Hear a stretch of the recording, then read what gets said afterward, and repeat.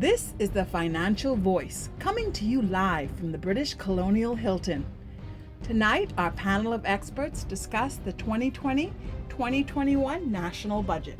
The Financial Voice is brought to you by the Central Bank of the Bahamas, FOCAL, Summit Insurance, the Royal Bank of Canada, RoyalStar Assurance Limited, Sun Oil Limited, Simplified Lending, and the British Colonial Hilton.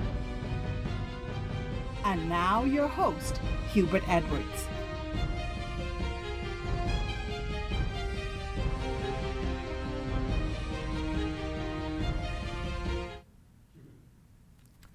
Good evening, everyone.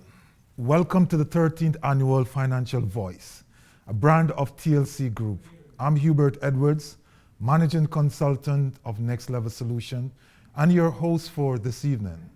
Viewers have the option to watch or listen to tonight's program live on cable channel 212 and the Financial Voice Facebook page. To observe social distancing protocol, we had to forego live audience this year. We're most grateful for our continued partnership with our TV Cable 212 and the generosity of the Financial Voice sponsors and the British Colonial Hilton, our host property this evening. The Financial Voice reviews national budget of the Bahamas as soon as possible, following presentation to Parliament. As always, we will examine the country's current economic issues and present a non-partisan view of the new budget and its likely impact on those issues. An unprecedented budget for unprecedented times. The past 12 months have been unlike anything the country has ever experienced. These are comments made by the Minister of Finance, the Honorable K. Peter Turnquest, at the beginning of his presentation of the financial year 2020-21 to Parliament on Wednesday, May 27th. Obviously, in economic terms, it cannot be business as usual. It is important that we begin the Financial Voice with this understanding. Discussing key portions of the national budget and their likely economic and social impact is our panel of experts from the education, business, and financial services sectors. We welcome Lasonia Missick, Managing Director and Head of Personal Banking, RBC, Royal Bank Bahamas Limited. Mrs. Missick is the first woman to head RBC in the Bahamas. We also have with us Mr. Goan Bo, Chief Financial Officer of Fidelity Group, a past president of BICA and former chairman of the Bahamas Chamber of Commerce and Employers Confederation. Dr. Marcellus Taylor, Director of Education with the Ministry of Education, Bahamas. And Ms. Pamela Musgrove Ferguson, CFA, Vice President of Investment of CFAL, that's Colina Financial Advisors Limited. I am your moderator, Hubert Edwards, as noted earlier. I'm the Managing Consultant of Next Level Solution. As always, we will be opening the phone lines to give our electronic audience the same opportunity to take part. The number to all WhatsApp or text is 466-8899. That's 466-8899. And you can also post your questions on our Facebook page. Panelists, thank you so much for generously giving of your time to share with us this evening. We have a lot to explore, so let's get started. We will start with the components of the budget. So let me throw this out very quickly. What aspect of the budget 2020-21 jump out at you the most? What were the strong points and what may be the missing points? Let's start with you, Mr. Bo. Putting the trouble on me first. From the perspective, I think the greatest thing that will jump out to you is when you started with the level of deficit and borrowing. And it really is saying that there are so many contributing factors. One, the economic downturn that took place as a result of the shutdowns that were necessary for health implications, the impact that will have on the revenue in terms of what they collect, ultimately the role of government to continue and to, if you will, bolster the economy when private sector spending is reduced. all of that compounding into what I'm going to call a significant amount of debt that we have to take on board. With that, though, comes the awesome responsibility of also assuring what I'm going to call the stakeholders that notwithstanding this unprecedented element, that we have a plan to get through it. And I would say that one of the greatest challenges is it is very short-term focused, meaning it's still looking at the year ahead. And the reality is we appreciate that this is going to take us some time. When persons are talking about economic recovery, tourism rebound, et cetera, they are talking at least 2 years and further out. And so I think that ultimately the budget contributions and the discussions have to put into the framework that the Bahamas has a longer term plan to come back, because we know that there's going to be a tremendous amount of spending, shortfalls in revenues, and economic malaise, if you will. Mm-hmm. And we need to be talking about each one of them to say, give assurance that we're going to bounce back. Okay. What I get from it, I feel that this is a stabilizing budget. We were confronted with Dorian last year and also the COVID-19 pandemic. And both of those crises were in one budget year. And so what the government is doing with this budget, or attempting to do, is to stabilize the economy by supporting businesses and also businesses to maintain employees, by helping citizens that were left unfortunate because of the event. So they're trying to stabilize. And so the level of borrowing, I'm not surprised by that, because it's important that the government took the stand to throw everything it had at this, in order that when we pass over this, we can be in a better shape. If they didn't, then we would have been in a worse off position after this is all done. So I'm not surprised at the level of borrowing, and I see it as a stabilizer. There are some other issues we'll get in throughout the night, but that's what stood out to me about the budget. Thank you. Mrs. Missy? Yes, what I would add to both Gowan and Pamela's comments is around the fact that it is a budget that has been built around how do we continue to protect the local domestic economy, how do we continue to keep the Bahamian populace secure and safe, as we think about being very hopeful that we will get out of this sometime soon. So those are significant factors that the government had to focus on.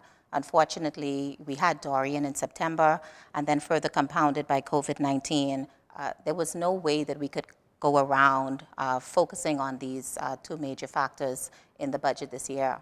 The question that I have, though, is more around the development expenditure component of the budget. As Gowan mentioned, it's short-term to medium-term that we're thinking about. But as we think about the level of borrowing that we will incur, or we are incurring as a result of this, how are we thinking about diversifying our contributions to GDP, understanding that we have never ever seen before the 100% shutdown of tourism and travel in this country. So what is supplementing, what is the conversation that we're actually having to supplement what we are seeing in the numbers associated with this budget, to say this is our strategy on how we will move forward? Definitely. Yeah. The idea of diversification is not always one which is readily accepted or discussed in fair terms. But let's go to you, Dr. Taylor. What are the high points which jump out at you, or what are the important points which jump out at you at this budget? Well, I would say the single most important thing for me, coming from the public sector, actually having to be in a line ministry and deliver services, is the difficulties that we would have delivering services at the level expected by the public with a budget that is not, what ordinarily you would expect it to be. And I think while the budget might be focused on short-term, getting us out of the current situation, I don't know what else you could do, because you have to get through the day in order to see tomorrow. I think long-term planning and all of that is fine, but that is only good and effective when you are not in crisis mode.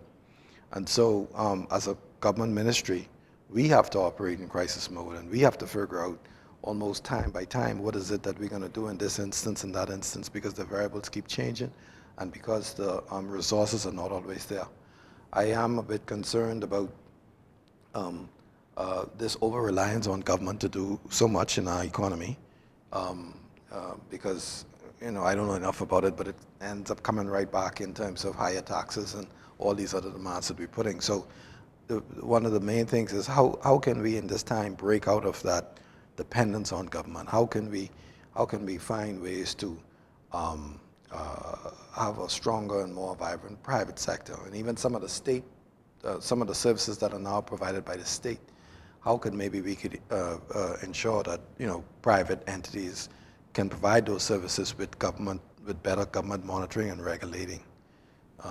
And so these are the main things that I see. Definitely. Diversification is certainly an important backdrop to discuss this budget, given the fact that overnight we had almost 100% leaving of our tourism sector. So against that backdrop, is the borrowing at this point in time justified? And there are some undercurrents in terms of the borrowing, the stated intent to borrow in US dollar. What are some of the implications? What are some of the things which are driving them? And from your perspective, what should the country be mindful of as the government discuss this aspect, the administration? Anyone? I think when we start and we look at it, I think everyone recognizes that there was a tremendous amount of responsibility on government to do certain things. And so it only has two sources of revenue, either taxation or borrowings. And in reality, trying to tax your way out of a crisis is, like Winston Churchill said, standing in a bucket trying to lift yourself up. So the alternative was the borrowing. But to Lasonia's point, in terms of looking forward, how am I spending this money not for today, but in order to provide not only for what I need immediately, but how is it going to help me be better in the future? The parliamentary contributions have to appreciate that they are not actually speaking to the domestic audience and the domestic audience alone, that they are actually speaking to an international audience that they will be visiting in the not too distant future in order to raise the borrowing. And so, notwithstanding that we are having to do immediate elements, when you as an individual walk into any institution, financial institution or private lender, and you say, I need to borrow money, what is it they are asking you to provide them with? How are you going to pay me back? And so, it is all fine and good to say I am in a very tactical mode and doing specific things. But if you are not equally demonstrating that you are multitasking and thinking not only about the immediacy, but the longer term, difficulty comes about in terms of saying, well, how do I demonstrate that you are a worthy creditor, that it is worthwhile to lend to you? Because there is no magnanimous money, right? There are capitalists who will say, I see an opportunity to lend, but I equally see an opportunity to earn a return, to be repaid, and to be a part of development. So there are elements that we do collectively. When we talk about what we are going to do, I will harp till the day I die, if we don't do it, is the National Development Plan. That would have had us in modes of saying immediate term, medium term, long term, but most importantly to your question, it would have had us in a mindset of achieving targets, measuring them, and then being able to adjust the plan. I just want to take that. I know a lot of persons are alarmed by the level of borrowing. 1.3 billion is a lot of money, and persons are alarmed. But I look back at the numbers, and really prior to 2007, the Bahamas was fiscally conservative, very conservative in its management, because the benchmark for debt to GDP for a country like the Bahamas was 40%. And every year we kept that. Actually, in 2007 and 2008, it was under 40%. But what happened during the Great Recession should have been a key to us that our economic model needed to change. And so what happened was when we went through that recession and the tourists stopped coming, we had to borrow. So the Ingram administration during that time, from 2007 to 2012, net borrowing is $1.5 billion. And actually, in 2007, our debt was only government debt 2.4, and national debt $2.8 billion. So it wasn't high at all. And then the Christie administration, from 2012 to 2017, borrowed net $2.89 billion. So we are not strange to borrowing. The reason why we have to borrow like that is because we are unable to grow this economy. And if we don't wake up and realize that the model that we are operating under cannot, will not sustain us, then we're going to have problems. We are on the edge of the cliff. This budget does not do anything to move us further back. We are just waiting for a Category 1 hurricane, not necessarily a weather hurricane, to just tip us over. So we have been borrowing since 2000, since the Great Recession in 2008, and we will continue to borrow because we have not devised a strategy and a plan with which to grow our economy. I want to come to you, just bear in mind that same point, but I just want to shift it a little bit. The government, this particular administration, has its stated objectives of consolidation, responsibility, and accountability. So there's a whole foundation of fiscal responsibility. Yeah. How does that balance, given what both Gowan and Pamela said? And the question asked earlier, how do we balance that with the need for growth? Yeah, so, well, just to pull off of Pamela's point, first and foremost, Hubert, is around when we think about how do we, first of all, the borrowing is essential at this point, and how do we look at actually paying that back beyond what I think the concern is for the people of increased taxation, et cetera. We have to just start to think about realizing on some efficiencies and being more agile in the way that we do things, the way that we collect our revenue, the way that we look for other opportunities to grow, and looking at global models that we do have out there that will enable us to say, you know, how do we tap into innovation? How do we tap into getting our next generation involved in a lot of the aspects of technology that will allow us to diversify in the way that we need to. So in terms of actually what needs to be done, it had to be done. It has to. We have to be where we are today. I think that the government has done a good job thus far as the fiscal balancing. We've seen where our deficit was being reduced. Fiscal responsibility and transparency has become clearer as we continue to evolve. The Bahamian people, they are getting information in what I would call layman's terms, where it's actually palatable and we can understand a lot of it. And so we have to continue to do that, but we have to bring the strategy aligned with that. Yeah. Dr. Taylor, as an individual who applies a share in your trade in the public sector, how concerned are you about the lack of growth in the economy? Well, very concerned, because this lack of growth in the economy ultimately feeds back into us being able to deliver services or not to the level that we need to. We also have to realize and give consideration to the fact that most of the public sector is not really about efficiency.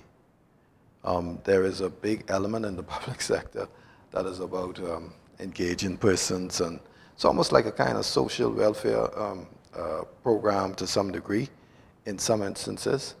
And so it has a kind of almost like a double-edged situation for us, where we engage persons, I guess, who ordinarily can't be absorbed by the community and the society. But the question is, are we getting any real value added by engaging those persons? And a lot of people feel that we're not. And so how do we then make our system stronger in the public sector so that we could provide more services, so that we could then do our part to ensure that there's a kind of environment for economic growth? And these would be the kinds of things that we have to find ways to do. So the whole thing about, being able to make the business, the ease of doing business in government sector a lot more efficient and all this kind of thing. We struggle with these kind of things. We struggle with them because we're not engaged in the technology that we need to. We have a lot of persons who are not necessarily trained in specific ways in which we can improve the services of government. But without the taxation, we can't engage in the kinds of training and retrofitting of our public sector in order to deliver the services at the level we need to. Definitely. I think the consensus is that in addition to where we are today, we definitely need to see growth. We definitely need to see an economy which is better diversified. You're watching the TLC Group Financial Voice, and we are discussing the national budget. Does this budget address the critical issues as it relates to the economy? Does it present prudent and doable things which is needed to move the Bahamian population forward? To what extent can we meet our needs and growth and devise a plan for medium to long-term economic stability? We are still inviting you, if you are willing, you want to participate, our phone lines are going to be open. You can contact us at 466-8899. That's 466-8899, and WhatsApp or message, or you can go to our Facebook page. We're going to take a break, and when we come back, we're going to get into a little bit more of the oomph of this discussion. We have laid the foundation, and now we are going to get into things. Are we prepared to move into the post-COVID era and move back from the cliff, as Pamela indicated? Is the Bahamas ready? You listen to the Financial Voice. Don't move. Come right back.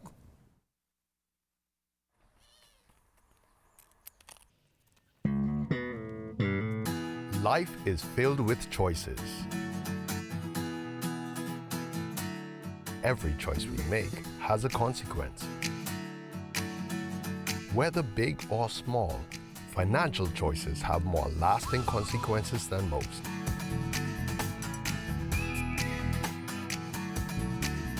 When we make sound financial choices, we improve our relationship with money and set ourselves up for financial success.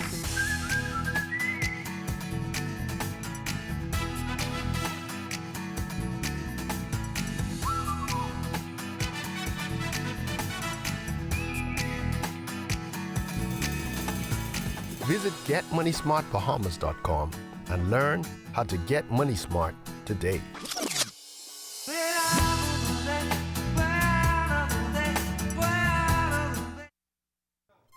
Since 1967, FOCO has been a vital part of the Grand Bahama community, providing high-quality products and great customer service. Today, we continue to work hard and remain focused on fueling growth for people throughout the Bahamas.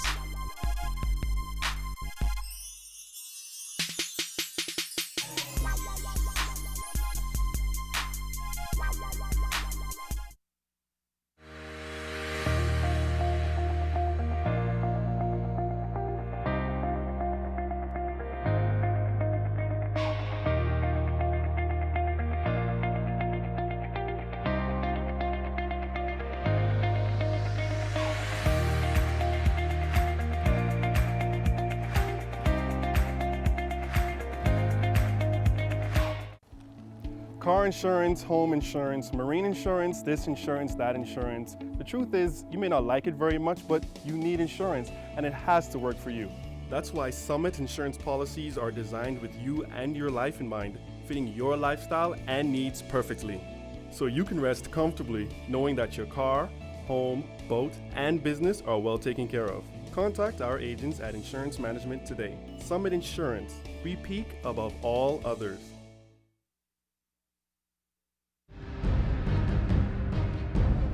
The Financial Voice is brought to you by the Central Bank of the Bahamas, FOCO, Summit Insurance, the Royal Bank of Canada, RoyalStar Assurance Limited, Sun Oil Limited, Simplified Lending, and the British Colonial Hilton.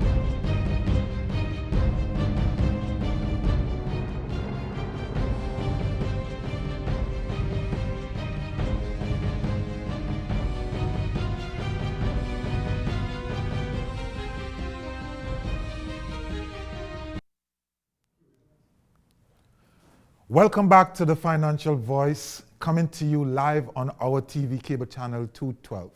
The British Colonial Hilton is our host property. I'm your moderator, Hubert Edwards, and we are discussing the new national budget, which is central to the Bahamas' economic growth and the security of Bahamians.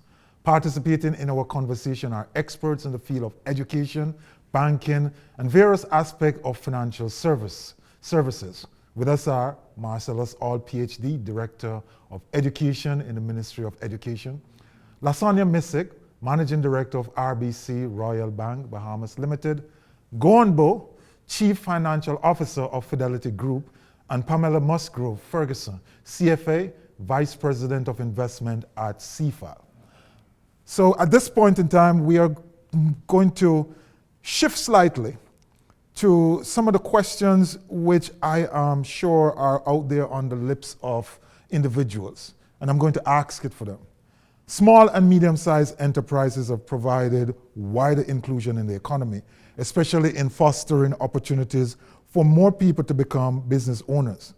Are there commitments in the budget to heighten growth in this sector? Is there sufficient? Does the budget address the orange and the creative economy to the right degree and to help the country grow? The government has allocated about $55 million to small business development. And I think in the last fiscal year, the upcoming fiscal year, 55, in the last fiscal year, 5 million. I think it's good to focus on small business because that's the cornerstone of any economy. The challenge I have is to have this sector under the government.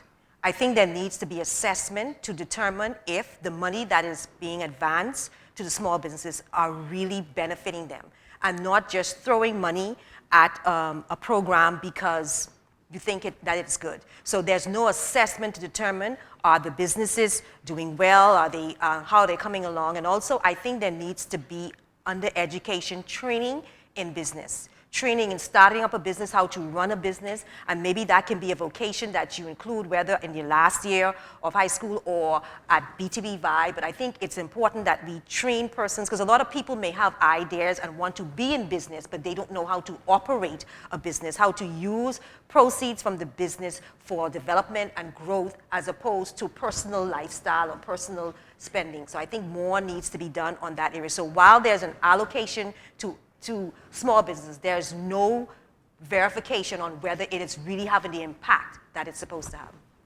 I think with the establishment of the SBDC, when they originated, one of the bodies of work that they actually did was to really work with our entrepreneurs to build their skills around understanding how to put together a proper business plan, to think through things like their competitive analysis, et cetera, and to do the relevant market research. So there's been some level of training and development in that aspect. However, with this budget, I think the SBDC and the government, they've now transitioned it more to sustainment of the small businesses, making sure that there's no further impact and decline of income in the economy. So it has moved from building the skill set and capabilities of entrepreneurs who are looking forward to starting up their businesses to allowing them to just be able to cope within this period. So those elements are certainly there. Where I think we need to go is when we look at this budget and we are putting it toward SMEs, how are we incentivizing them to focus, again, back to my original comments about diversification and moving from relying on tourism to contribute to an estimated 50% of our GDP. When we're making these contributions to entities such as the SBDC, how are we actually encouraging the small business groups who are coming in to actually focus on things like agribusiness and fisheries, et cetera. So we just have to continue to keep that conversation going in those veins. I'm listening about this concept of diversification, and I mean, we've talked about diversification so much in the Bahamas, and it just seems that we are unable to do it. And I think we have to ask ourselves why. Are there structural impediments to diversifying? Is it something to do with our size that makes diversification so difficult? Or is it to do with the kinds of things that people are prepared to do? Are there indeed areas that we could successfully go into and diversify that people are just not going into? And so I think a big part of it for me is, and especially in the educational sector, is we'd have to understand what it is specifically that people could successfully go into that could be sustainable in order to provide an education that supports that. What we do is we provide a general education, and then at other points in times, Ministry of Labor, they provide specific like job entry training, but there is no real clear understanding of what might be the specific areas in which people need to be trained in, so that that training could be translated into something profitable and then something sustainable. I'd like to see it more deliberate, though. When you say you allocate, what nature of business are you trying to encourage?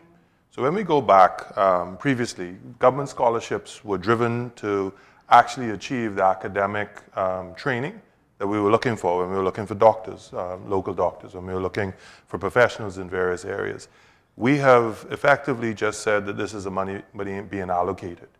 But it has to go back to fundamentals in terms of saying, well, what is it that we are trying to market to the world? So it goes back to what is the Bahamas vision and plan? Because it cannot be that I am simply relying on small and medium-sized enterprises as I'm going to call code word and a cliche. It has to be that these are the industries that we believe will not provide goods and services to the domestic market, because that's only 450,000 people. We service 5 to 7 million tourists, and when we look at them overall, we have to be thinking in that global mindset, and we have to be very careful about what I'm going to say, being very myopic, and to a point, a term that Marcellus used, looking at government for dependency. To me, government should be saying, how do I take money that I'm prepared to contribute into small and medium-sized enterprises to use that as leverage to finance even further in the capital markets and use it as a multiplier effect? And without going into detail, simply saying that there's a loss tranche that the government will take in encouraging other investors to come in so that we have a bigger pool. But it has to go back to saying what the SPDC was designed to be, an incubator program. It has to be about training and development and bring in businesses. The real statistic is most businesses fail. Yeah. And so we have to be careful that we're not throwing money that is only creating, this is money coming from the government in order to go into the pockets of individuals. So I don't like when we say, well, it's about just sustaining them to stay alive, because keeping me alive for 2 months and then me dying afterwards, is that better than me right now going through what I'm going to call near death, but being able to come out of it? Right. So the call is for it to be a little bit more strategic and a little bit more focused. Mm-hmm. You took it almost full circle, so I'll go back to Pamela. Pamela, one of the things which jump out of this budget in terms of the presentation by the Minister of Finance, that there was no mention of foreign direct investment.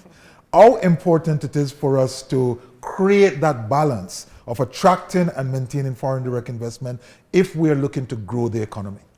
See, I have this thought in that we hear it a lot of times, and we hear it in all corners of our society.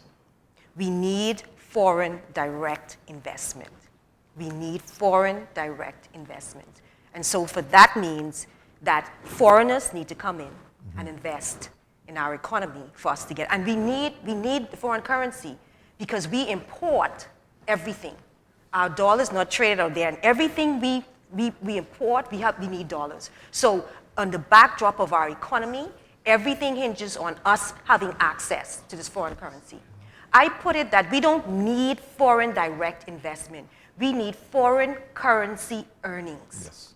And if we can get the policy surrounding that, it opens up the door for anybody, Bahamians or anyone, to generate foreign currency so that it can be in our reserves. What tourism has brought in about $3 billion in terms of foreign currency that we need. And then the direct investment focuses on land sales and equity.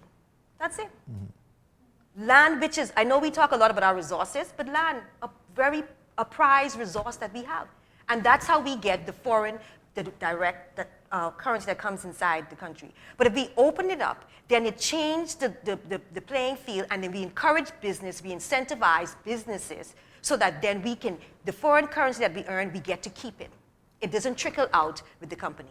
Okay. Just one statistic. Back in 2007 again, our foreign currency debt was $240-some million. Mm-hmm. Today, at the end of March, it's $2.4 billion. So because we are not generating sufficient foreign currency in order to meet our obligations in imports, what are we doing? Borrowing. We are borrowing. Before I come to you, Mrs. Missick, quickly go on, Boo. Back in March, you said, the Bahamas economy will bounce back from the downside effects of COVID-19, so as long as things are properly put in place by the government and Bahamians prepare themselves.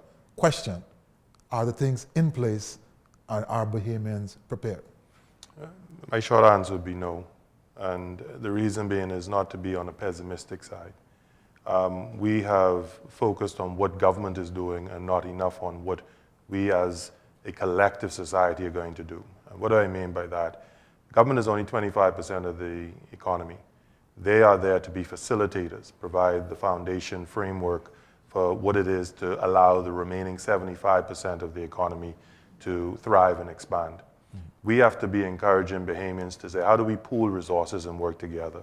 To a certain point that Pamela said, foreign direct investment, I agree, doesn't mean foreign direct investor. It means how do I get foreign currency borrowings, how do I generate foreign currency earnings in order to repay it, but have more domestic ownership. And what we have not done is sufficient in terms of encouraging domestic ownership, which is not meaning I am the boss, I am the big man, and so I own this company. But me being an investor, a shareholder, one that is owning the economy, not simply because I own it all, but I could work with Hubert, LaSonia, Pamela, Marcellus. You know, the five of us together, when we do it, is far easier than me trying to do it alone. Definitely. We'll come back to some aspect of the point, but we're going to go into a break. You're watching the Financial Voice. We're discussing the national budget. How will this budget impact the country? How are Bahamians likely to benefit? The phone lines are open. Financial Voice is about your voice too. Call us at 466-8899. We'll be right back after this break, and we want you to join us. We want to hear from you. We want to hear your voice because this is about you. We'll take a break here. Brighten your weekends with a summer vacation at the British Colonial Hilton. Rates start at $139, including breakfast. This offer is for Bahamians and residents only. Give us a call at 302-9000. Since 1967, Focal has been a vital part of the Grand Bahama community, providing high-quality products and great customer service. Today, we continue to work hard and remain focused on fueling growth for people throughout the Bahamas.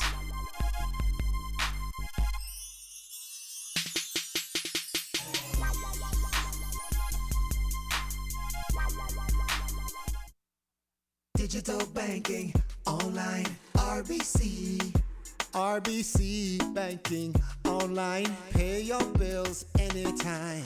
RBC Digital Banking is so easy. Granny and Granddad can do it. Sign up for online banking or download the RBC Caribbean app. With RBC, it's safe and easy. Send your money hassle-free. RBC. Visit rbc.com/Caribbean/bank at home. RBC Royal Bank. Banking reimagined.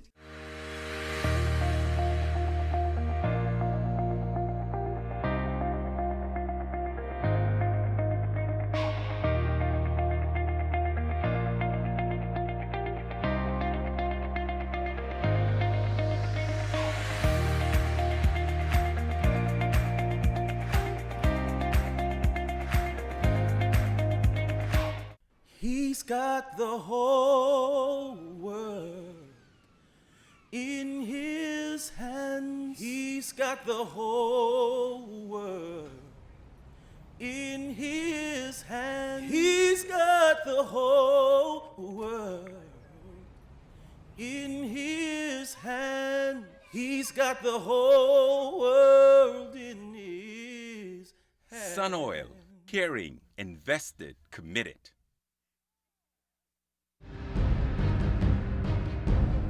The Financial Voice is brought to you by the Central Bank of the Bahamas, FOCAL, Summit Insurance, the Royal Bank of Canada, RoyalStar Assurance Limited, Sun Oil Limited, Simplified Lending, and the British Colonial Hilton.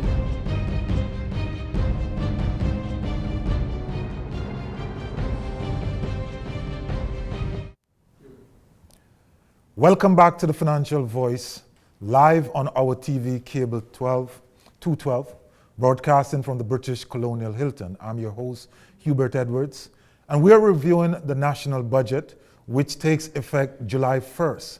So let's get right into it. We are looking forward to getting our message in from our audience, our electronic audience. But there's a question that was left hanging, and I want to go to Mrs. Missick. This issue of foreign direct investment, you have some thoughts? Yes.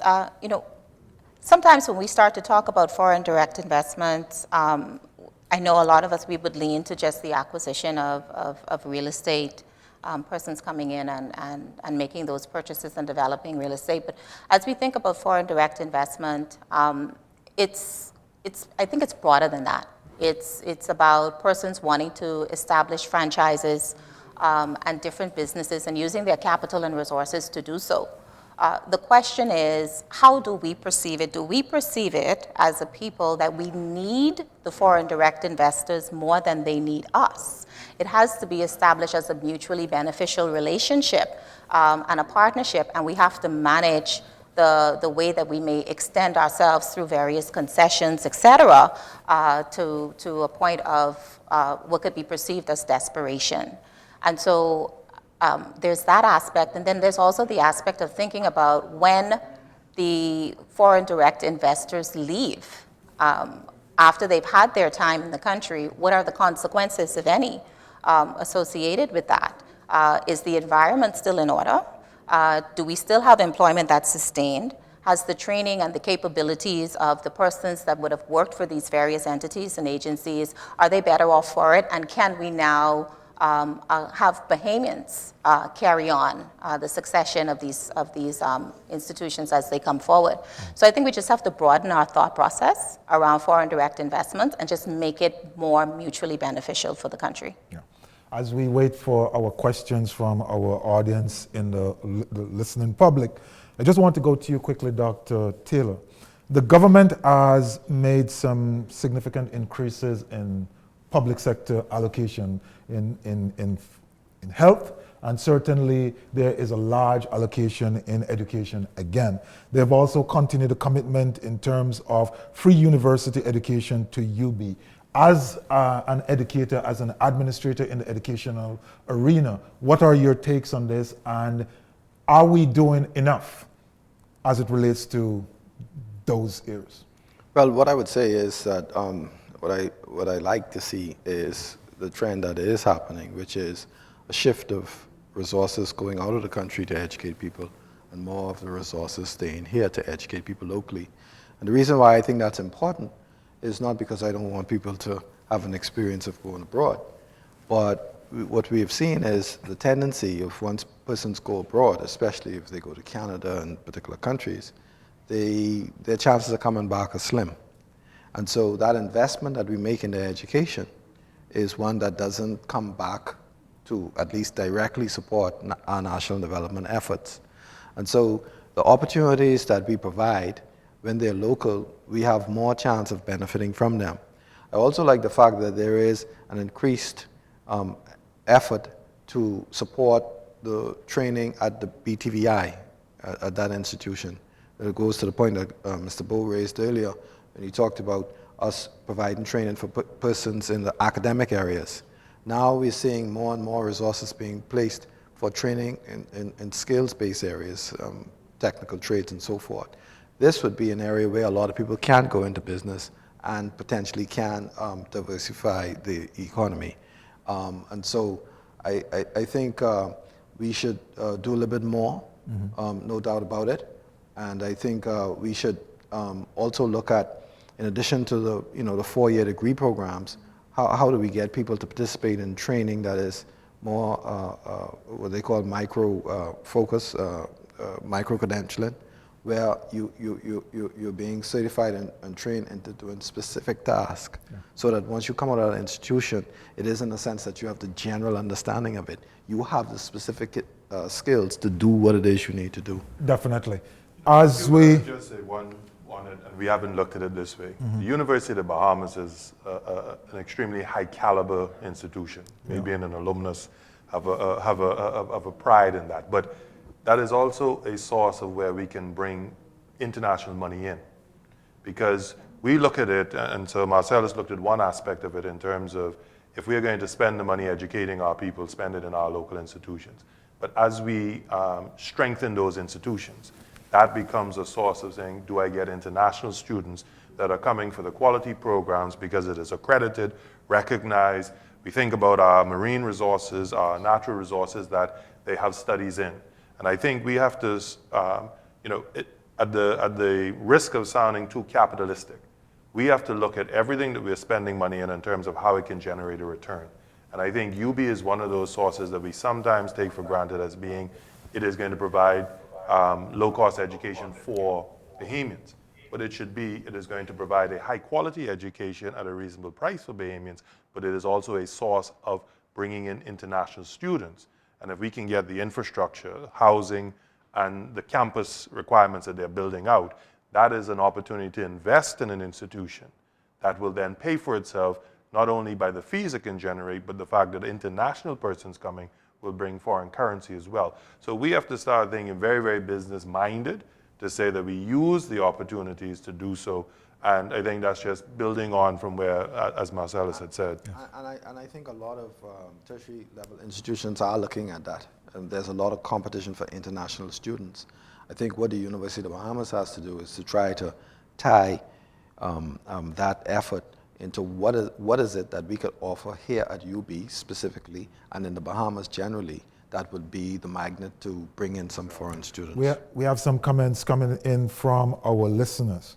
Good evening, Mr. Edwards. They said, I am not sure the government now is, and in the past, wanted to diversify the economy in other areas without the day-to-day control. I guess without their own day-to-day control. How many government workers or politicians ever run a business? The government don't want to know how to move ahead, and they get the wrong people with no business experience. They need to bring experienced persons in as consultants. And let me throw that out. Anybody want to? Do we need to bring in experienced persons as consultants? I know one of the issues, diversification. People talk a lot about diversification. But I feel as though within our tourism sector, we can do a lot more in terms of diversification. Travel is the third largest industry in the world. 1.4 billion people travel, $1.7 trillion in receipt. And if you look at the countries in Europe, 10 to 15%, and some of them even more, of their economy depend on tourism. So I think there needs to be more in terms of diversification within that industry. We look, I think, from the government perspective, and not just this administration, but successive administrations, when they think about tourism, they think about hotels. Yeah. And they protect the hotels. And so here you have, because of technology, Airbnb. And we always talk about our main industry being tourism, financial services. And we couldn't get into tourism because it was capital intensive. But now you have Airbnb. And that's a perfect way to localize tourism and get Bahamians involved and get the revenues from that into our coffers in terms of foreign currency. But what do? When it happened, we rush to tax it. Without even the Ministry of Tourism.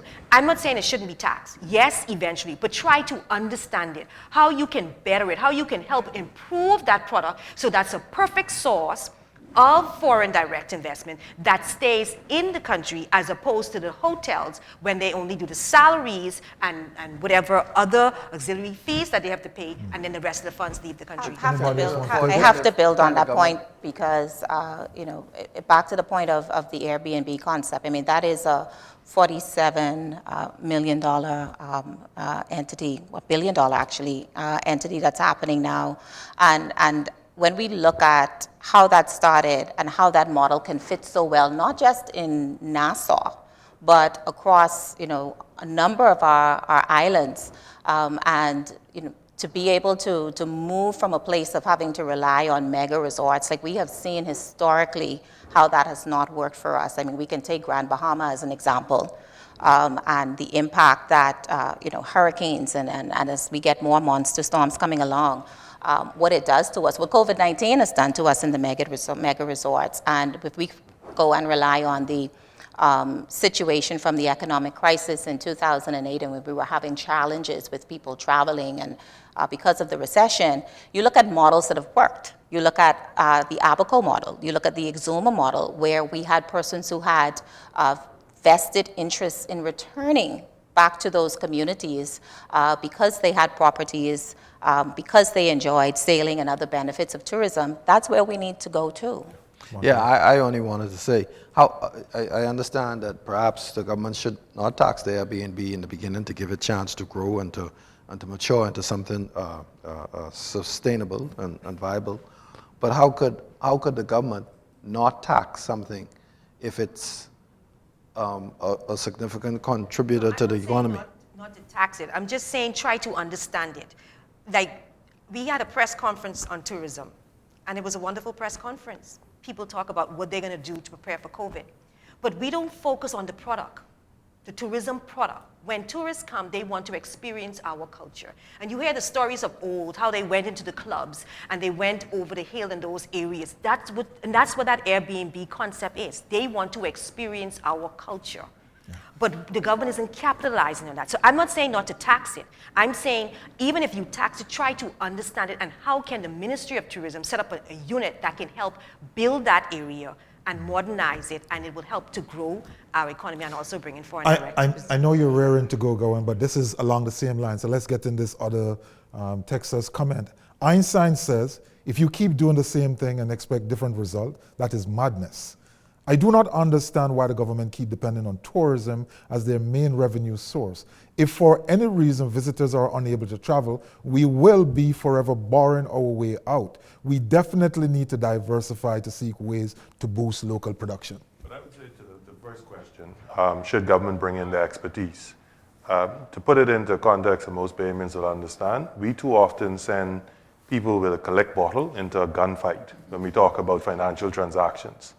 That we are not arming ourselves. When we go into most transactions, persons who operate in the business world, the investors who come, they come with their high-priced and very skilled, I'm going to say, technical persons to make sure that they do so. So we have to be matching fire with fire. To the latter point, we have to be very careful about, when we talk about diversification, understanding what it means in the sense that tourism has allowed us to reach 5 to 7 million people on an annual basis as consumers.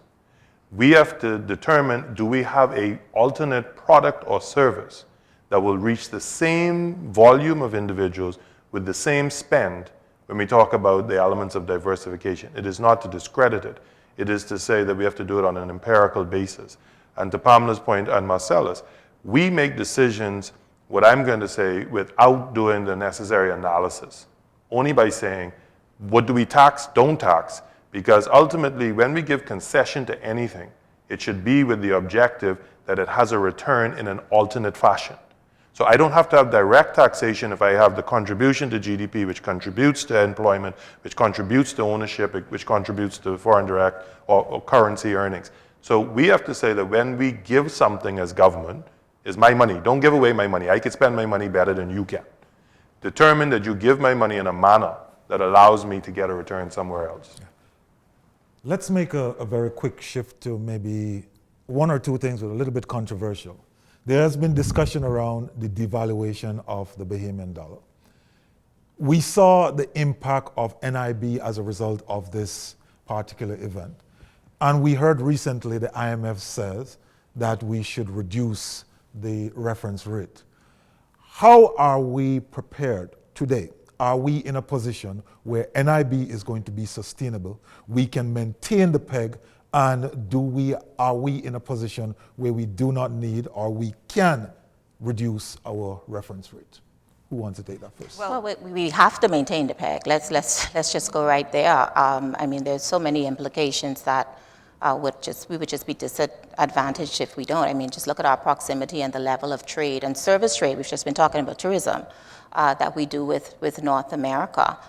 There would be so many disadvantages and complications if we talk about not maintaining the peg. And I think that is why, from the onset of when we realized that we were faced with this pandemic, the protection of our foreign reserves became critical. It became critical because we needed to make sure that our exchange rate continues to remain stable, and so our regulators took very, what I would call proactive precautionary steps to ensure that we did not have a significant deterioration in our reserves. So the PEG, in my opinion, is not optional. It's not up for discussion. Sustainability of NIB. Well, NIB, that's a whole different conversation to that. We are at the point where we are now. Reserves is about a little over $2 billion. So we have been able, so in terms of devaluation, right now we are okay in terms, because we have adequate level of reserves in order to meet our obligation. As it relates to reducing the interest rate, I think when we understand, even when we talk about diversification, if we understand the importance of those foreign currency to our economic development, then I think it'll put it in perspective. So even if we diversify, we have to make, if you move away from tourism, which I don't think you should, I think you should maximize that. Whatever you diversify into, it has to be generating foreign currency for us. On the interest rate, I'll just tell you this much. We confuse two issues. Interest rate reduction is to stimulate investment, not consumption. The problem we have in the Bahamas is we have become a consuming nation, not very different from North America. So I would only say that the conversation over interest rates is always seen as reduce the rate so that it makes it easier on the borrowers. Well, the reality is that was never an economic model that has been sustainable. It is about reduction for investment. And if I'm reducing to make it easier for you to consume more, then that is counterproductive. And also, if you reduce the interest rate, if you reduce that rate, then what ends up happening is more money is in the economy, that people borrow more, and that's more import good, and it then is going to be a strain on the reserve levels. And so that's why the central bank tend not to use that monetary policy in order to definitely to grow the economy. The bottom line is there's going to be a drain on your foreign reserve, and as a result of that, you won't be in a position to defend the PEG. You're watching TCL Group Financial Voice. We are discussing the national budget, and we will come right back. We have a wonderful panel here, and we are having a very deep and solid discussion. You don't want to miss the rest of it. Come right back. Deciding on an insurance company for you and your family is an important choice. It's perfect when you find the one that suits you and your lifestyle. At Summit Insurance, we listen closely, designing a plan and policy that can keep up with whatever road your life may take. Understanding your rhythm and working alongside you for perfect harmony. It's that simple. Contact our agents at Insurance Management today so you can stop worrying about insurance and start focusing on what's important. Summit Insurance. We peak above all others.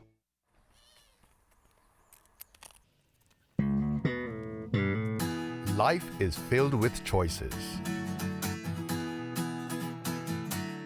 Every choice we make has a consequence. Whether big or small, financial choices have more lasting consequences than most.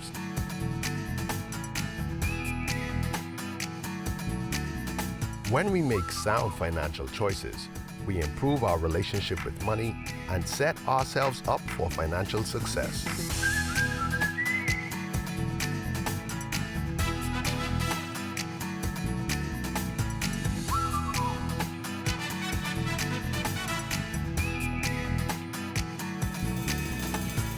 Visit GetMoneySmartBahamas.com and learn how to get money smart today.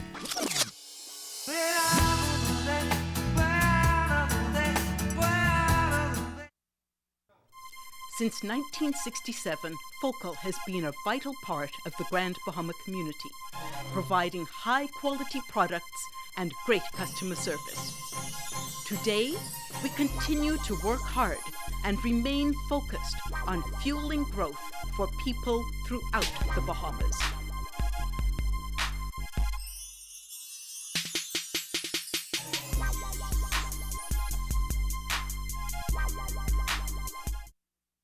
Digital banking, online, RBC.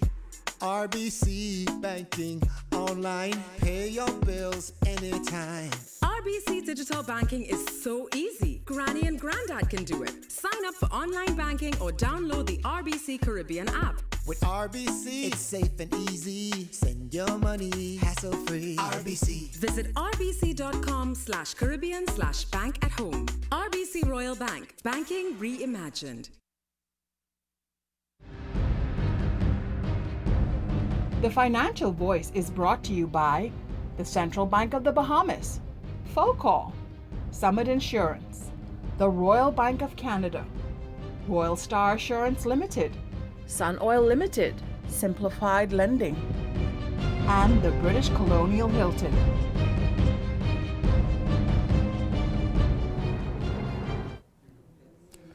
Welcome back to the Financial Voice, coming to you from the British Colonial Hilton live on our TV cable channel 212. We are discussing the national budget with our esteemed panel. With us are Pamela Musgrove Ferguson, CFA, Vice President of Investment at CFAL, Lasonia Missick, Managing Director and Head of Personal Banking, RBC Royal Bank Bahamas Limited, Gowan Bo, Chief Financial Officer of Fidelity Group, and Mr. Marcellus Taylor, PhD, Director of Education in the Ministry of Education.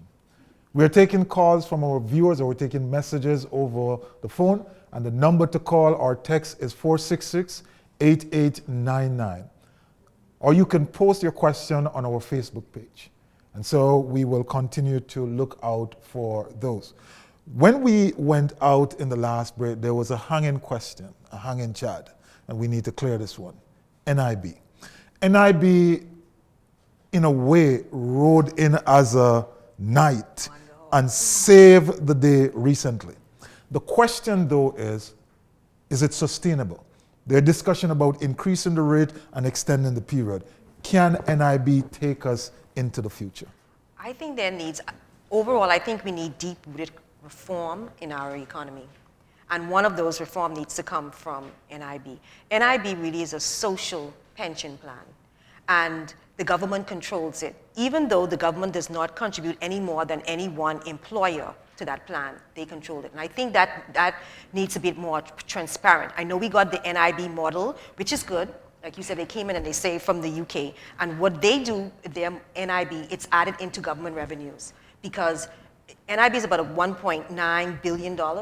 And when government makes decision and investments, because NIB is used as part of their fiscal policy strategy.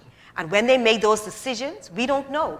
And so a lot of times you hear them saying that, it's going to be unfunded and we have to increase the amount. But nothing is done about the type of investments and what is made in NIB. So if the government is going to use it as part of their fiscal tool, I think it should be under government revenues and put as a line item with the contribution that comes in, and expenses go through, allocate throughout the budget. But there needs to be deep reform. No, I agree. I think the only thing that I would add to that is it's estimated that the reserves for NIB will be depleted in about 10 years, 2030. And we have to start to face it head on. I mean, if the contributions is not enough to sustain the outflows and what we're paying out, I would just say let's not leave it for the last minute. To tackle it, let's figure out if we do have to increase the rate. I would rather us think about doing that now and taking incremental steps, if that is what it comes Definitely. to. Increasing the rate and also perhaps extending the age before you could qualify, because I mean, the alternative for not ensuring NIB's sustainability is, we have an aging population and we're going to have more and more people dependent on this NIB, and fewer children to take care of them, and even fewer children who are remaining in the country. So we're going to have old people living almost in misery, and that would be a sad way to end your life. that you don't have the protection of the state or the protection of your society. Well, remittance may become an input. But I think when we look at national insurance, it starts from some of the elements that Pamela said. It is a social benefit scheme. And the reality is it is over 75% concentrated in government debt or government investment in government infrastructure and others where government has used the reserves to invest in the country. And I remember having, with one of the former prime ministers, a very heated debate over whether or not, NIB should be used to invest in another man's country, right? And the argument that I had was it wasn't about investing in another man's country, it's about diversifying so that if government fails, NIB doesn't fail and vice versa. Mm-hmm. As we currently stand now, and I only use the term fail so that it comes home, they are so interlinked that one having an issue is going to have a knock-on effect to the other. Yes. And we need to be looking at NIB from several perspectives. One, it tells us we need pension legislation in the country because for a number of persons, that is the only pension they have. Mm-hmm. And so that's the wrong thing, right? It should really be, that's your auxiliary money, not your dependency money. But secondly, it is saying that that is a huge reservoir of pooling of resources that can be used to stimulate growth, development, and activity. Mm-hmm. And if it is being used in government, and government is the small part of the economy, why is it not being used to expand the 75% of the economy? Definitely. And one of the underlying but not readily discussed reason why change in prime may be so problematic, because in fact you will impact the long-term asset of NIB. We want to talk about how we shift into this post-COVID era. How are we going to recover? Are we properly positioned? And I want to start with you, Dr. Marcel Assault, from the school perspective. How are we going to recover our school year given the need for social distancing and the limitation in plans that will cause? Well, certainly it's a big challenge. It will be a big challenge because as long as we have to maintain these social distances and observe all of these protocols, it is going to require us to either have more space and more teachers to accommodate students, or we will have to go to a model that doesn't permit us to utilize or students to access schooling in the same way that they did. This would mean that we would have to do things differently. But whatever we do, there will be some kind of deficit, either lost instructional time or these major issues around duty of care of children. So if children are not in school, and school provides this big safe environment for a lot of children. For some children, the school is the safest place that they spend their time in. But if now they're going to be spending more time away from school, and especially if parents are working or if the homes are not structured in such a way to really provide that care and guidance, then we are going to see a real deficit in terms of what it is we could deliver in education. So we're trying to see how we can utilize blended learning approaches so that even when children are away, hopefully they can still access some education. But of course, we all know the challenges with that. People need to have devices, people need to have internet connectivity, and they also need to have the structured environment in order to take advantage of the opportunities. And so these would be some of the things that we're looking at, but the things that concern us. Yeah. Before I shift from you and get some of the more financial-oriented response to this issue, national exam. What is your view from an education perspective? What are your position? Well, we have to be clear on what these national exams are and what they do. They provide people with certification and credentialing. And people need these certifications and credentials in order to move on into life, either to go into further studies or, for most people, to penetrate the labor market. We talk about foreign direct investment, and we know some of the problems with foreign direct investment is when they come, they set the parameters as to what happens. And if they feel your workforce is not sufficiently credentialed, then they will then bring people in. So then you would have people brought in to do relatively low-skilled work because Bahamians lack any qualifications at all. So for us, we see it in the Ministry of Education as a social justice issue. If we deny people the opportunity to get qualified, to get credentialed, we could be disarming them not just for this short term, but throughout their life. Because once people leave school, then things happen, and to get back the qualifications might be more problematic than riding through the storm now and getting them. Yeah. So let's shift now to a more financial-oriented perspective. How do we come out of this COVID environment? In the post-COVID era, are we ready? Are we prepared? Financially, are the things that you heard in the budget position us to not only transition into next year, which is the end of the fiscal year, but 4, 5, 10 years down the road? I would use the investment aspect of it, and that's why I said we need the budget to give us a sense of strategy and direction going forward so that we know what we should be preparing ourselves to do. Because from an education perspective, what is it that we need the skill set in? So Marcel is touching it in part. When persons develop a business, not even just foreign direct investment, but when we have national, local development, and the skills gap leads to a deficit, then you find the need for the import of labor. And so if we are talking about how do we go into the future, I think from a business and private sector perspective, it is about capital management, capital funding, capital management. So how do I get money in? So whether it is equity participation, meaning how do I get shareholders, persons willing to take risks on a business plan? How do I get debt into my business in a positive way? But in order to do all of that, I have to have a plan about revenues and cost management. Yeah. How do I get revenues? Qualified people who deliver quality product and service. Yeah. So I don't think we understand the interlinkages of education and its deficit in what we can do as an economy. And I think COVID has taught us one thing. One, my wife will say, thank God for teachers. But secondly, our instruction needs to be improved because we need to be in a more innovative manner to ensure, even when interrupted, we can continue instruction. You make an argument for growth. Pamela, your views? Well, with the COVID, all sectors were not treated equal. The effect on all sectors was not equal. Tourism is related services, even retail, persons were laid off. Financial services, most persons retained their jobs because they were able to work remotely. And so in the face of COVID, those companies that were prepared and had the necessary tools were able to sustain. I think the focus of government needs to really reduce the ease of doing business in the country.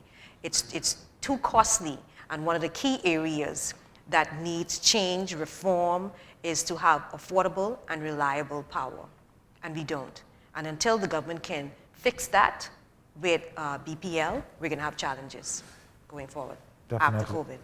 So we'll have to take a break here. When we come back, we'll certainly get the views of Mrs. Missick on that because I think it's an important issue. But we're taking a break here, and we're going to get into our messages. Continue to send in your messages at 466-8899. That's 466-8899. The lines remain open for you to participate. We will be right back after these messages. Brighten your weekends with a summer vacation at the British Colonial Hilton. Rates start at $139, including breakfast. This offer is for Bahamians and residents only. Give us a call at 302-9000. Digital banking, online, RBC. RBC banking, online, pay your bills anytime. RBC Digital Banking is so easy. Granny and Granddad can do it. Sign up for online banking or download the RBC Caribbean app. With RBC, it's safe and easy. Send your money hassle-free. RBC. Visit rbc.com/Caribbean/bank at home. RBC Royal Bank. Banking reimagined. He's got the whole world in his hands. He's got the whole world in his hands. He's got the whole world in his hand. He's got the whole world in his hand. Sun Oil, caring, invested, committed. Car insurance, home insurance, marine insurance, this insurance, that insurance. The truth is, you may not like it very much, but you need insurance, and it has to work for you. That's why Summit insurance policies are designed with you and your life in mind, fitting your lifestyle and needs perfectly. So you can rest comfortably knowing that your car, home, boat, and business are well taken care of. Contact our agents at Insurance Management today. Summit Insurance. We peak above all others.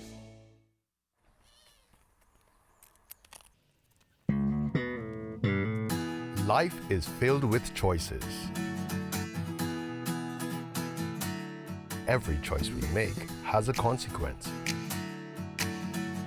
Whether big or small, financial choices have more lasting consequences than most.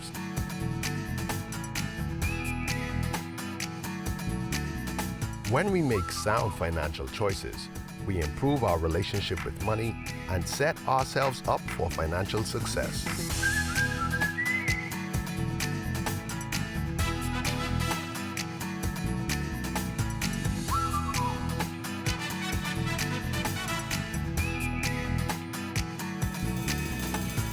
Visit GetMoneySmartBahamas.com and learn how to get money smart today.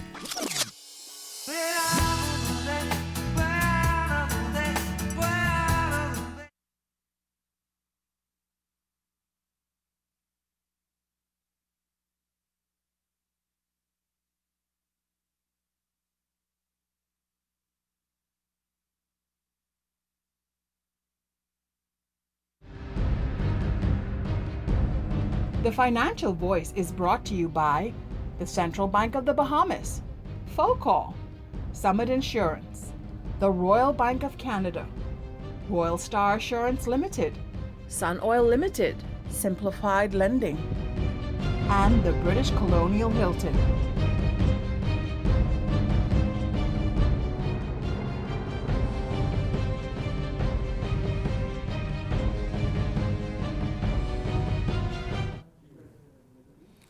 Welcome back to the Financial Voice, coming to you live on our TV cable channel 212. I'm your host, Hubert Edwards. We're discussing the national budget, broadcasting from the British Colonial Hilton. So let's get into our final segment. We had a question hanging, so I'm going to go to you, Ms. Missick. The issue that we were discussing earlier on NIB, the sustainability, so on and so forth. And the post-COVID And post-COVID era. Yeah. Well, my thoughts went automatically to banking and the role that we play in the financial services industry as it relates to the efficiency of an economy. And what the post-COVID era has shown us is, as we think about social distancing and the way that businesses now have to operate, how do we help them to facilitate payments in a safe and secure way through digitization? And so there is definitely an opportunity for us to further enhance our e-commerce platforms and to continue to improve the way that we are transacting electronically between the various institutions, whether it's B2B or B2C. So we have to continue to build on that and make sure that every financial institution, global or indigenous, that we have the right framework in place to allow small to medium enterprises, corporate Bahamas, et cetera, to continue to offer services and to keep the economy alive through payments. We have a question coming in from our Facebook listeners, and it's saying, why have we not been able to duplicate the success of Spanish wells in other parts of the country? What is the fishing industry worth potentially? I think we would love to know. Because we consider fishing and the fisheries industry as just the shallow waters around the islands, and the potential for the deep water using, I'm going to say, more sophisticated equipment, etc., is one that is untapped. But it goes, there are two responses in that. The first one, Spanish wells, the private individuals work together in order to create their economy, and they simply said, I will not wait on government to do so. And so that's about, taking away the dependency on government. The second one is we don't do empirical-based investment and strategic deployment of funds. Because have we spent the monies, because we may look at it and say, well, it may cost me a couple $100,000 to do the research as it relates to fisheries. But if it could generate for me $50, $100 million a year, that initial investment is worth it. And sometimes we are too short-sighted in terms of the outflow. in terms of what it brings back. So I think ultimately we need to just figure out those industries that we haven't tapped and spend some money to determine whether or not it's viable. It's an interesting question on the back of the pronouncement about agriculture and the possibility of using agriculture as a means of expanding and diversifying the country. The question I am going to throw out to everyone, basically, is economic growth the sole responsibility of the government, or do Bahamians have a personal role and responsibility to play in this whole thing? The government is not responsible for economic growth. The government creates the environment, the infrastructure. And we've been told many years ago by the international bodies that to contain recurrent expenditure, but to improve capital expenditure, and not on the side of cosmetic stuff, but real capital expenditure and infrastructure. Capital expenditure in the last fiscal year represented 1.73% of the budget. This year, they're increasing it. But until government can get out there and create the environment and those capital expenditure products that create the environment for economic growth, then we will continue not to have the level of growth that we need. And on the growth level, we need at least over 3% growth to sustain this economy. When your economy is growing less than your labor force growth rate plus productivity, your unemployment will be structurally high. The labor force growth rate is 2.87. On average, for the past 8 years, it's 2.84%. We don't know what the productivity rate is because that's not really given to us. And so we've seen over the same period, our economic growth has been 0.08, not even 0.5%. And so we see why we have these structural issues that are in the country. Less than 1%. We have a committee which has been created as a result of the COVID situation. And so as you answer, you can circle back on the previous question. What are some of the expectations of the ERC in terms of moving the country forward? What do they have to do? What is it that they must produce in order to right the ship of the Bahamas? Well, let me start with the first question. Is it everybody's responsibility, the economy? And absolutely, and I want to go to just a fundamental thought in terms of every time we spend, we are contributing to somebody's income. And there was an old saying or slogan that we had, that shop at home and the job you save may be your own. Well, that's never been more real now. And for those of us that are still earning in this present circumstance where we're trying to sustain this local economy, it's important for us, even though we're going through this recession, not to contract so much, not to self-preserve and hold what we have so much until we forget that buying takeout or making a purchase at a local store contributes to the income of others, and it keeps us sustained in this climate, right?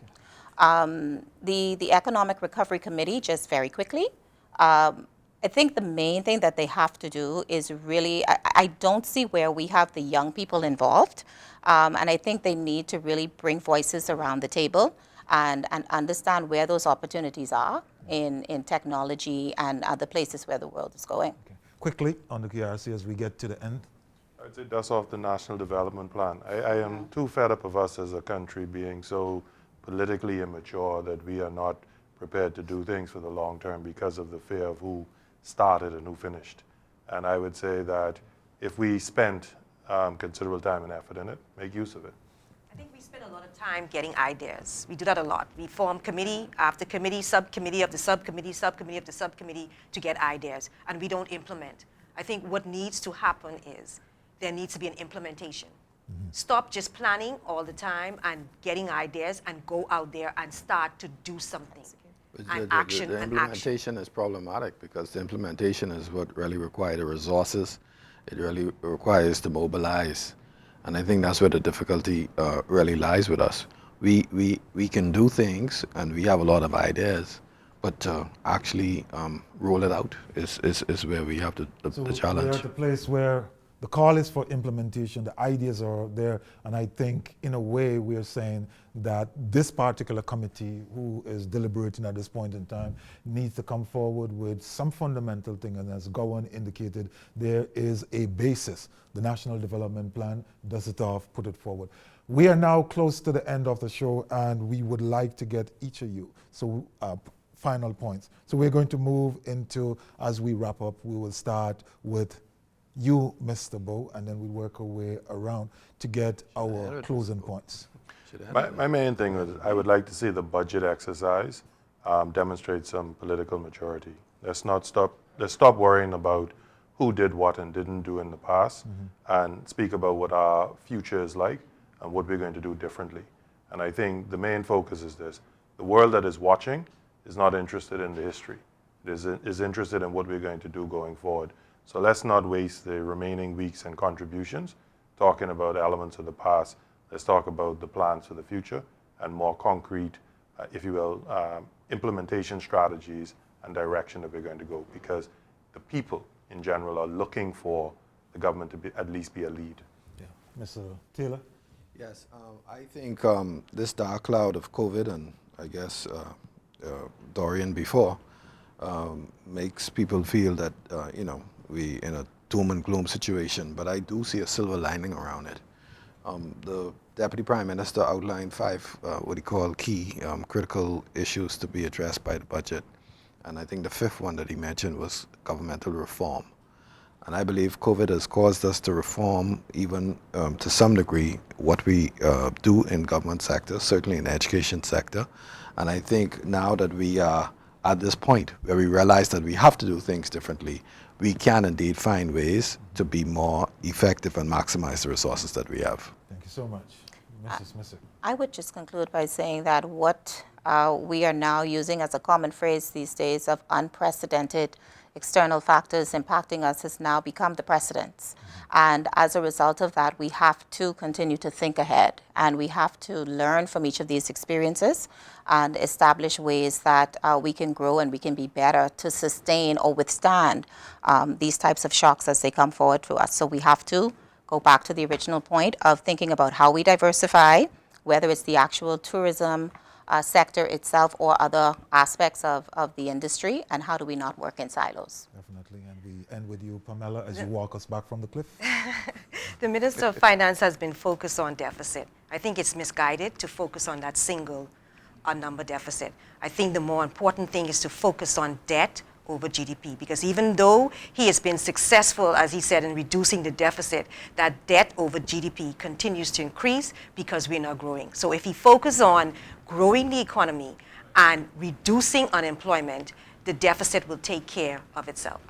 As Pamela said, the mathematics works out every single time. If you play around with the denominator, interesting things will happen. Ladies and gentlemen, that's all the time we have for this 13th session of the Financial Voice.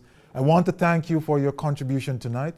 There are many more avenues to explore regarding the 2020-21 budget, but time does not permit. We hope that the reasoned public debate will continue in other forum, free of partisan and entirely focus on the good of the people of the Bahamas. I applaud TCL Group, Financial Voice brand owner and producer, for providing this and other essential public information and education forums. TCL executive producer Joan Albury and her team of professionals are deeply grateful to our distinguished panel, Gowan Bowe, Chief Financial Officer, Fidelity, Lasanya Missick, Managing Director of RBC, Marcellus Taylor, Director of Education, and Pamela Musgrove Ferguson, VP of Investment, CFAL. Thank you, ladies and gentlemen, for your fine contributions. Special thanks also to our partners, our TV cable channel 212, to host property, British Colonial Hilton, all the sponsors, to you, our television and cyber audience. This 13th Financial Voice was made possible by your participation. On behalf of everyone at TCL, I'm Hubert Edwards, and it has been my pleasure to serve as your moderator. Good evening.